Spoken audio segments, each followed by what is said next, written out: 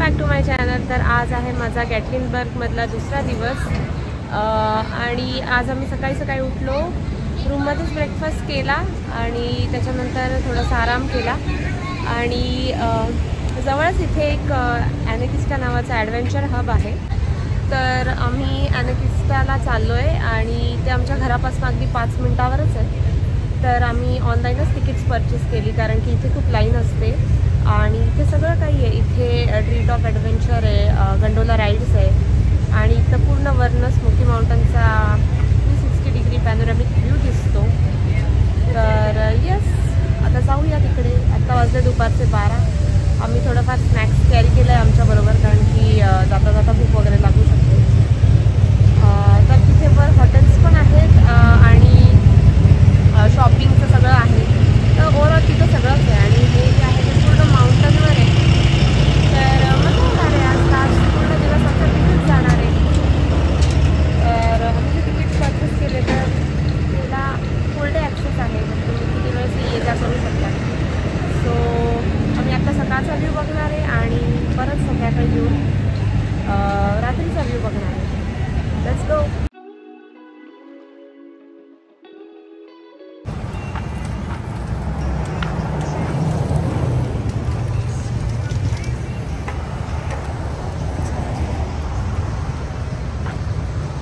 आता आलेलो आहे ॲनाकिस्टाला। तर चेअर लिफ्ट आहे, तर त्याने जाणार आहे आम्ही वर। तर आम्ही ऑलरेडी तिकीट परचेस केलं तर डायरेक्ट तिकीटच्या लाईनीत लागणार आणि जाणार। तर ही अशी चेअर लिफ्ट दिसते आहे, ती तुम्हाला माउंटनवर नेणार। तर हे आहे ॲनाकिस्टा।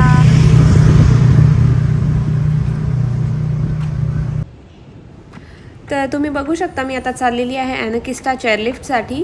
तर पार्किंग स्पेसपासनं हे जे चेअरलिफ्ट आहे ते एकदमच जवळ आहे, म्हणजे तुम्ही फक्त पार्क करा आणि अगदी 2-3 मिनटं वॉक करत तुम्हाला इथे येता येईल। तर लकीली तो दिवस खूप छान होता कारण की आदल्या दिवशी थोडासा पाऊस पडून गेलेला, बट आम्ही ज्या दिवशी इथे गेलेलो तर तो दिवस मस्त सनी आणि क्लाउडी होता, त्यामुळे मजा येणार होती आम्हाला।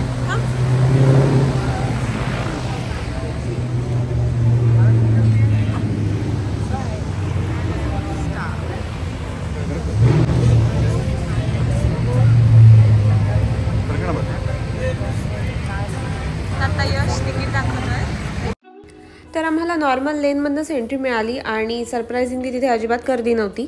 तर जर तुम्ही ॲन्युअल मेंबर असाल तर तुम्हाला एक्सप्रेस लेनमधनं पण एंट्री मिळू शकते।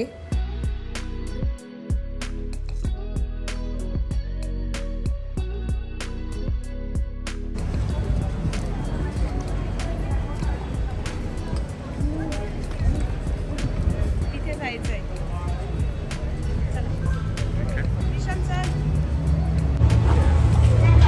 याच्यात जायचं आहे। आम्ही आमचा नंबर येईपर्यंत थांबतोय। तर वर माउंटनवर जाण्यासाठी ओपन गंडोला होत्या, म्हणजे चेअरलिफ्ट्स होत्या आणि क्लोज गंडोला पण होत्या। पण ज्या क्लोज गंडोला होत्या जशा तुम्ही इथे बघू शकता तशा फार कमी होत्या, तर तुम्हाला खूप वेळ थांबायला लागत होतं त्यासाठी।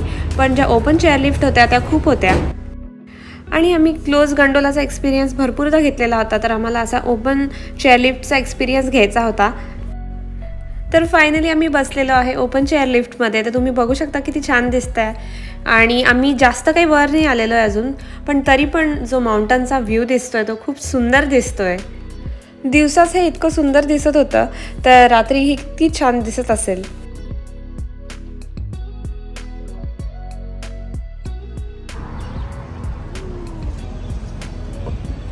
मस्त खाल्ला रस्ता आहे। तर ही जी चेअरलिफ्ट होती ती दोन्ही साईडने असं मस्त झाडातनं चाललेली होती, त्यामुळे पक्ष्यांचा खूप छान आवाज येत होता, तुम्ही ऐकू शकाल या व्हिडिओमध्ये।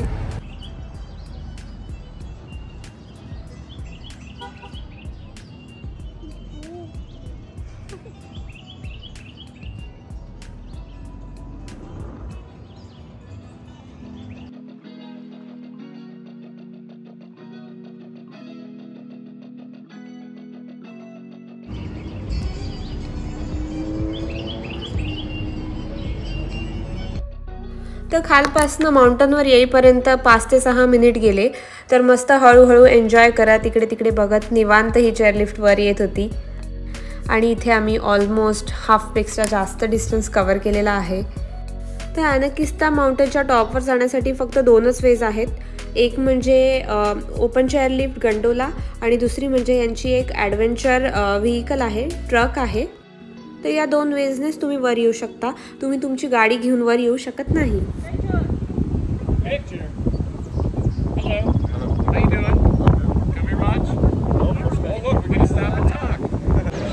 तर जस्ट आम्ही आत्ता खालनं वर आलो माउंटनवर। तर जी चेअर लिफ्ट होती तिने आम्हाला आता वर सोडलं आणि इथून खूप छान नजारा दिसतोय, मी तुम्हाला दाखवते सगळं। तर साईडलाच एक रेस्टॉरंट आहे, तर तिथे आम्ही जाणार आहे आता, थोडंसं खाणार आहे कारण खूप भूक लागलेली। तर हीच ती चेअर लिफ्ट आहे जिथनं आम्ही वर आलेलो, इथून मला मागे दिसत असेल। हे मागे रेस्टॉरंट आहे आणि इथल्या साईडने सगळा माउंटनचा व्ह्यू आहे।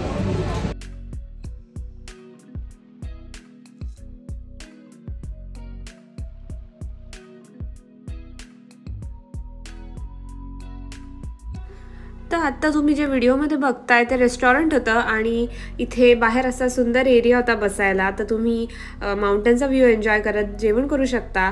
आणि इथे प्लस आतमध्ये पण एरिया होता जो क्लोज्ड होता, म्हणजे इन केस जर तुम्हाला कम्फर्टेबल वाटत नसेल बाहेर तर तुम्ही आत पण खाऊ शकता, कारण की बाहेर इथे खूप जास्त हवा येत होती।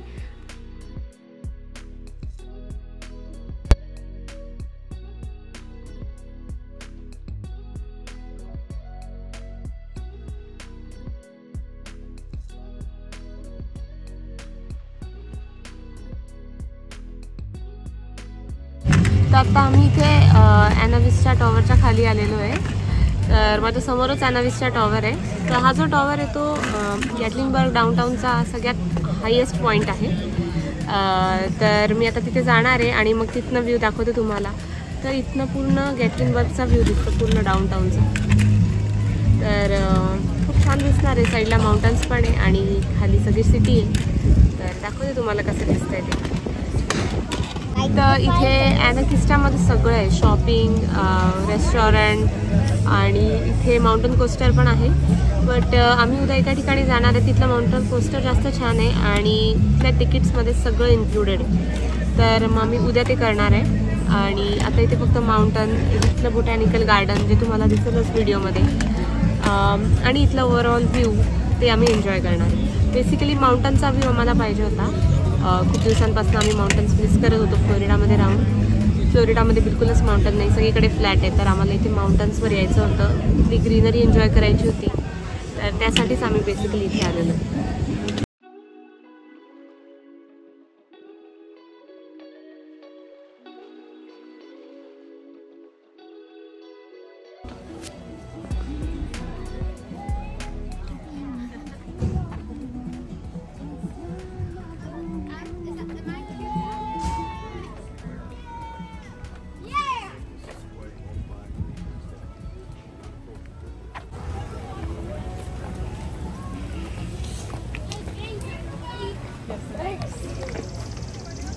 तर या टॉवरवर जायचं आहे आपल्याला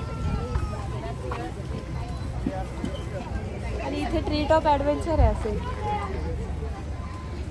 चला, इथे ट्री टॉप स्काय वॉक आहे, तर तिथे जाऊ आल्या। तर ट्री टॉप स्काय वॉकला मला साईडला स्ट्रोलर ठेवावं लागलं आणि मग जावं लागलं। तर आम्ही तिथे जाऊन थोडंसं एन्जॉय केलं।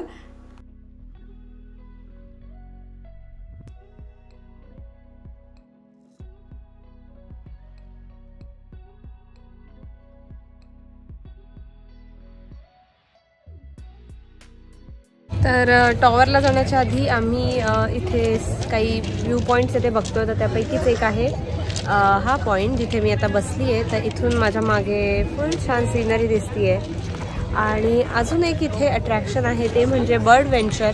तर ते तुम्हाला मी आता दाखवते।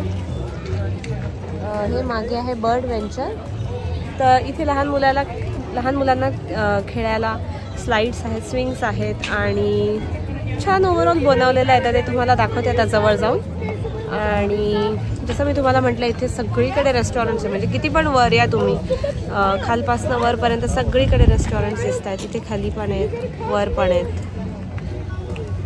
इवन इथे मागे पण आहेत. तर सगळीकडे बसायला जागा बनवलेल्या आहे आणि सगळीकडे रेस्टॉरंट्स बनवलेले आहेत. तर खूप छान आहे इथे आणि एकदम कन्व्हिनियंट आहे सगळीकडे.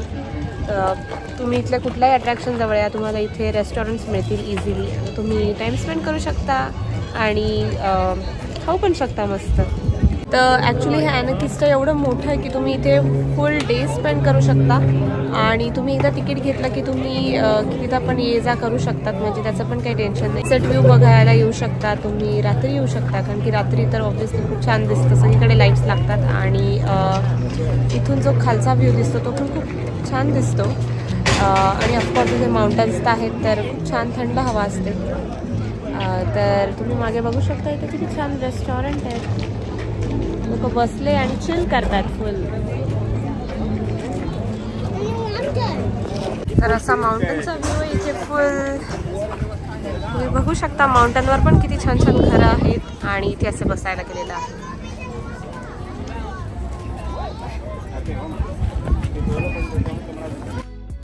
तर जो माउंटन तुम्हाला आता दिसतोय त्याच्या साईडला माउंटन कोस्टर आहे.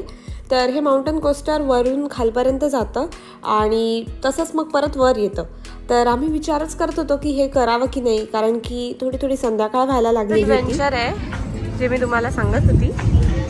तर इथे असं लहान मुलांना खेळायला बनवलेला आहे एरिया. लहान मुलं छान एन्जॉय करतात आणि हे जे स्ट्रक्चर आहे ते खूप सुंदर दिसत आहे. इथे साईडला बर्ड आहे आणि मस्त एकदम फेरीटेल सारखं वाटतंय. आणि हे सगळं माउंटनवर बनवलेलं आहे. लहान मुलांना हे जम्प करायला ठेवलेलं आहे इथे मध्ये. फुल जम्प करतात लहान पोरं.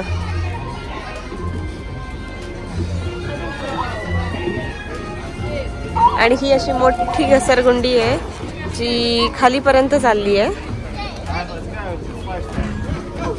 इथपर्यंत चालली आहे.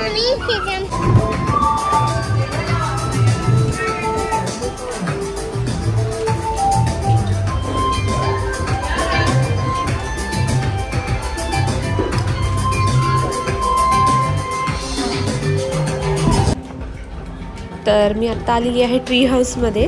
तर तुम्ही बघू शकता आत्ता हा जो मुलगा तो चढतोय वर. तर असंच तुम्हाला चढत चढत वरपर्यंत जाता येतं आणि मग तिथनं व्ह्यू बघता येतं. तर लहान मुलांसाठी मस्त आहे.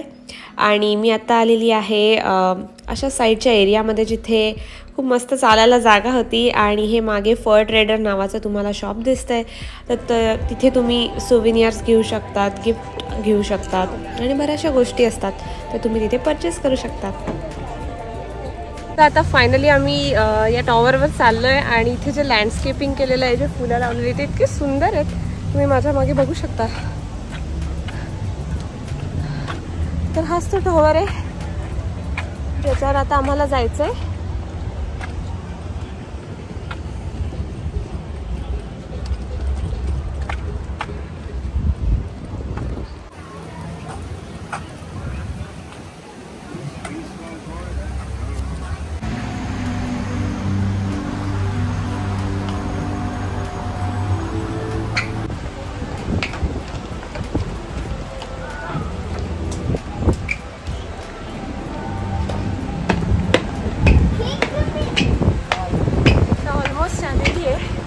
अजून एक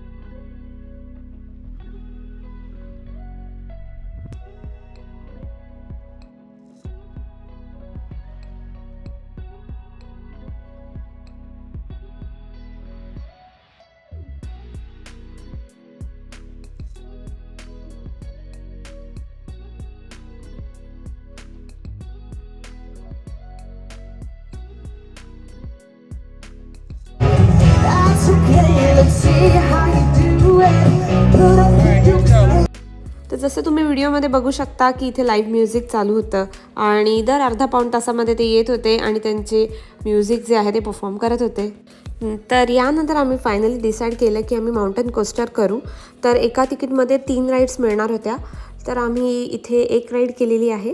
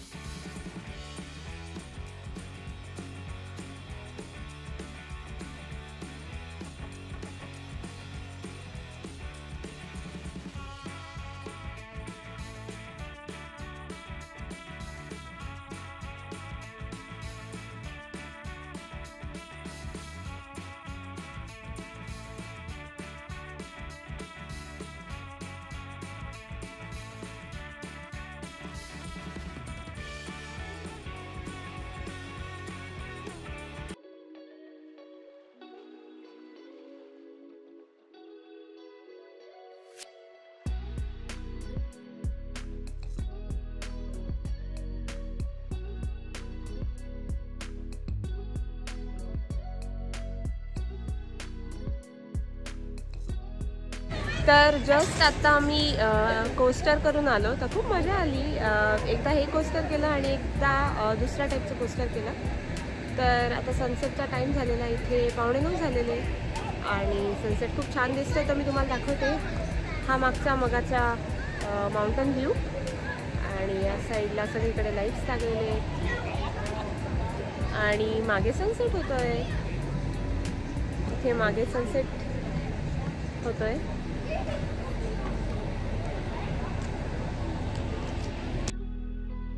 तर आपण आलेलो आहे परत बर्ड व्हेंचरला आणि सनसेटमुळे हे खूप जास्त ड्रीमी दिसतंय, तुम्ही बघू शकता. आता सनसेटचा टाइम झालेला आहे, इथे सनसेट दिसतोय आणि आज आम्ही फुल डे एन्जॉय केलं. फुल राईड्स केल्या आणि खूप साऱ्या ॲक्टिव्हिटीज केल्या आणि आता परत चेअर लिफ्टने खाली जाणार आहे. तर हा सनसेटचा व्ह्यू आहे आणि खूप सुंदर दिसतं, सगळीकडे लाईट्स लागलेत.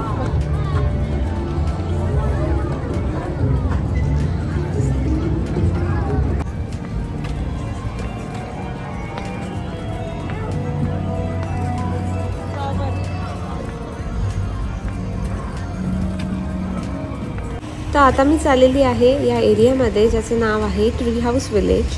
तर त्यांनी ट्री हाऊस बांधलेले आहेत इथे आणि त्यामुळे खूप छान दिसतं.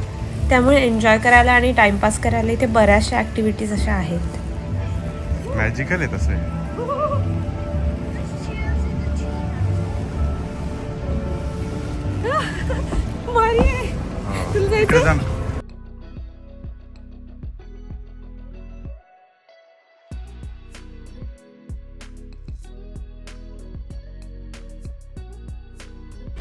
तर ॲनाकिस्टा माउंटनवर मस्त एन्जॉय करून आम्ही आता निघालेलो आहे परत जायला.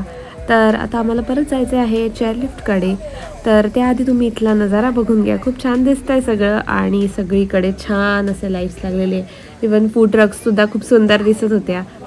तर ॲनाकिस्टामध्ये त्यांनी छोटे छोटे भाग पण किती छान डेकोरेट केलेले आहेत, छान छान फुलं लावलेली आहेत. तर इथे आहे समोर छोटासा फाउंटन, किती छान दिसतोय हा. तर ओव्हरऑल हा एक्सपिरियन्स खूप बेस्ट होता. तर तुम्ही इथे येणार असाल तर नक्की या माउंटनला एकदा तरी व्हिजिट करा. आणि आम्ही आता खाली जायला निघालेलो आहे चेअरलिफ्टमध्ये बसून आणि तुम्ही बघू शकता किती छान दिसतंय. ही जी सोनेरी कडा दिसतीये सनसेटच्या वेळेसची खूप सुंदर दिसतीये. आणि आता इथे वाजलेले आहेत रात्रीचे 9:30. तर गॅटलिनबर्गमध्ये जे उन्हाळ्याचे दिवस असतात ते मोठे असतात, तर तुम्हाला जास्त टाईम मिळतो एन्जॉय करायला. तर जर तुम्ही गॅटलिनबर्गमध्ये येणार असाल तर एखादा माउंटन असा धरा की ज्याच्यावर तुम्ही पूर्ण डे स्पेंड करू शकाल. म्हणजे तिथनं खाली येताना जेव्हा संध्याकाळ होते किंवा रात्र होते तेव्हा तुम्हाला पूर्ण शहराचा व्ह्यू बघायला मिळतो. तर हा होता माझा गॅटलिनबर्गचा दुसरा व्लॉग. आवडला असेल तर नक्की like, share, subscribe to my channel. भेटते तुम्हाला नेक्स्ट व्हिडिओमध्ये. तोपर्यंत बाय बाय.